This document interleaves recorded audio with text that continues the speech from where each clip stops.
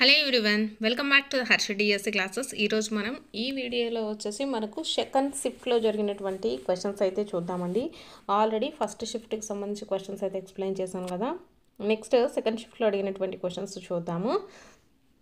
Car నానా అర్థం అయితే అడగడం జరిగింది. సో కాలము నలుపు.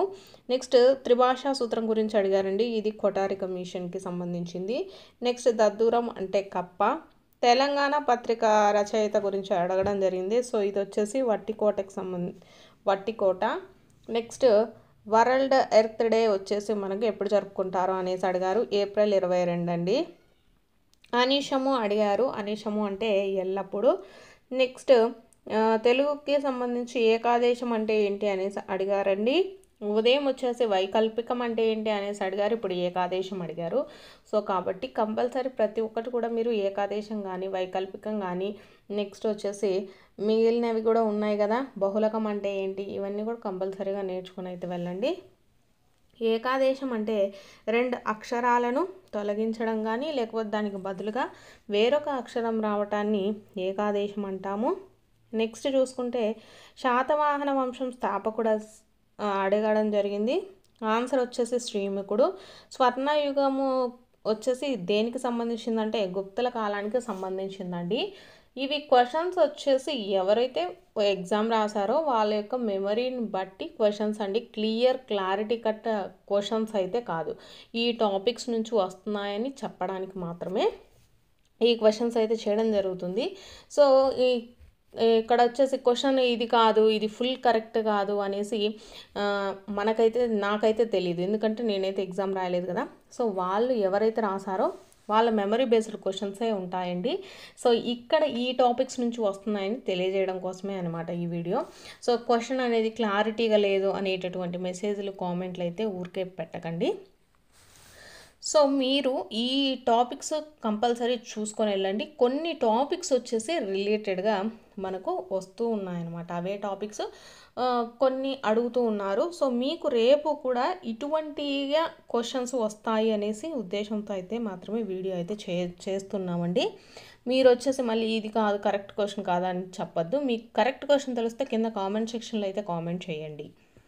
సో ఖరీఫ్ పంట కాలానికి సంబంధించి అడిగారంట అండి. సో ఖరీఫ్ పంట కాలం వచ్చేసి మనకు జూన్ నుంచి అక్టోబర్ వరకు అయితే ఉంటుంది. మెక్మోహన్ రేక్ అడిగారు. సో మెక్మోహన్ రేక్ వచ్చేసి ఇండియా చైనాలకి మధ్య అయితే ఉంటుంది. సహారా ఎడారిలో ప్రవహించే నది అనేసి వచ్చారు. సో మనకు నైలు నది వచ్చేసి సహారా ఎడారి పక్కనైతే ఉంటుందండి. నెక్స్ట్ ఉత్పలమాలకు సంబంధించి అడిగారంట. సో ఉత్పలమాల గణాలు వచ్చేసి మనకు భరణ బబరవ. నెక్స్ట్ ఉత్తర బాల్యదశకు సంబంధించి ఎన్ని సంవత్సరాలు అనేసి అడిగారు. సో 6 నుంచి 11 సంవత్సరాల వయసు ఉంటుందండి. నెక్స్ట్ కోర దంతాలకు సంబంధించి మనకి ఎన్ని ఉంటాయంటే 4 దంతాలు ఉంటాయండి. ఉదయం వచ్చేసి మనకు నములు దంతాల గురించి అయితే అడగడం జరిగిందండి. సో మనకు మధ్యాహ్నం షిఫ్ట్లో కోర దంతాలు అడిగారు. కాబట్టి ఈ టాపిక్స్ వచ్చేసి మనకు రిలేటెడ్గా మనకు నెక్స్ట్ షిఫ్ట్లో కంపల్సరీ ఇస్తారు అనే ఉద్దేశంతో చెప్తున్నానండి. ద ఎలిమెంట్స్ అనేటటువంటి గ్రంథ రచయిత వచ్చేసి యూక్లియాడ్. నెక్స్ట్ యునెస్కో గుర్తింపు పొందినటువంటి దేవాలయం వచ్చేసి రామప్ప దేవాలయము. నెక్స్ట్ పాతాళ అభయారణ్యం ఎక్కడ ఉంది అనేసి అడగడం జరిగింది. ఇంకా నెక్స్ట్ చూసుకున్నట్లయితే ప్రజ్ఞాలబ్ధికి సంబంధించి ఐక్యూ క్వశ్చన్ అడిగారండి. ప్రజ్ఞాలబ్ధి బార్డర్ లైన్ ఐక్యూ ఎంత అనేసి కూడా అడగడం అయితే జరిగింది.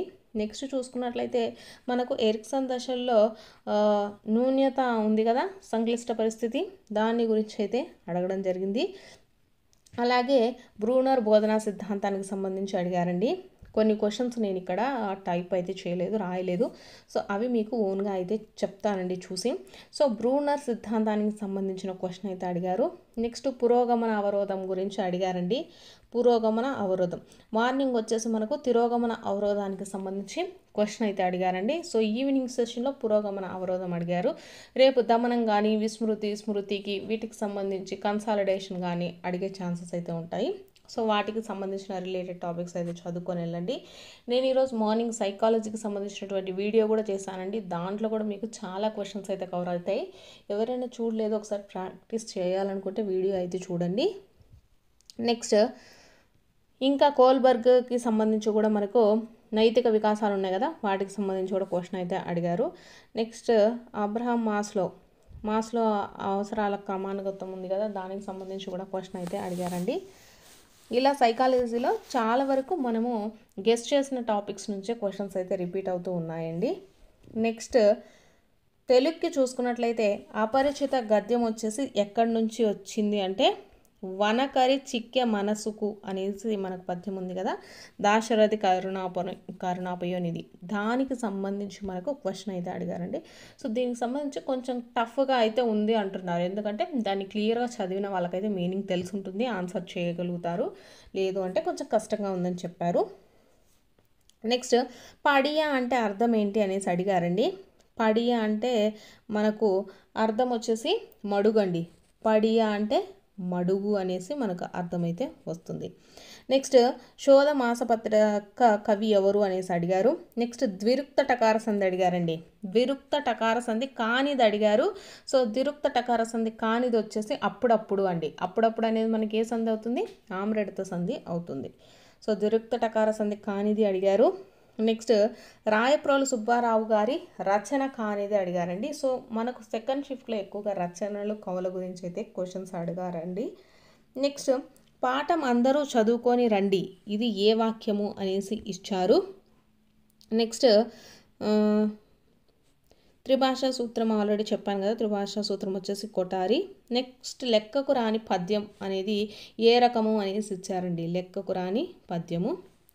ఇలా క్వశ్చన్స్ అయితే తెలుగుకి సంబంధించి అడగడం జరిగింది. మ్యాథ్స్కి సంబంధించి కూడా మనకు చాలా ఈజీగానే అడిగారండి.